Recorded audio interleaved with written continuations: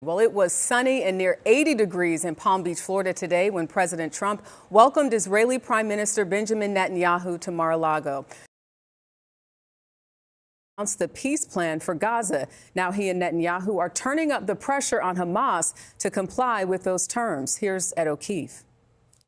President Trump and Israeli Prime Minister Benjamin Netanyahu today warned of consequences if Hamas doesn't disarm. If they don't disarm, as they agreed to do, they agreed to it, and then they'll be held to pay for them. The Israeli leader flew to Florida to reiterate his concern Hamas isn't holding up its end of the 20-point peace plan for Gaza. Israel's lived up to the plan 100%. The president and prime minister also met with the parents of Ron Gavili, the final hostage whose remains have yet to be returned. The first phase of the peace plan called on Hamas to return remains of all dead hostages. And Netanyahu used his fifth meeting with Trump this year to accuse Iran of starting to restock its ballistic missile supply. The president warned Israel and the United States could strike again.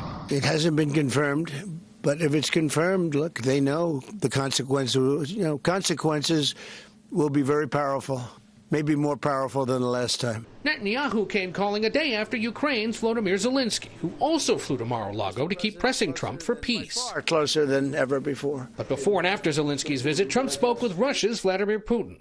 Russia now says it may need to rethink its negotiating position on peace talks, accusing Ukraine of a drone attack on one of Putin's homes. Ukraine denied the claims as it's faced a recent barrage of Russian attacks. Today, Trump appeared to side with Russia. It's another thing to attack his house. It's not the right time to do any of that. And Ed O'Keefe joining us back live. Ed, then, of course, there's the case of Venezuela. The president mentioned today that they struck a building but didn't give specifics or proof of that. Has the White House or the Pentagon had any comment thus far? Yeah, Jerika, this appears to be the first known strike inside Venezuela. The president said it was on a major dock area where drugs are loaded up, but didn't say when it happened or where exactly. Neither the White House nor the Pentagon have responded to requests for more details.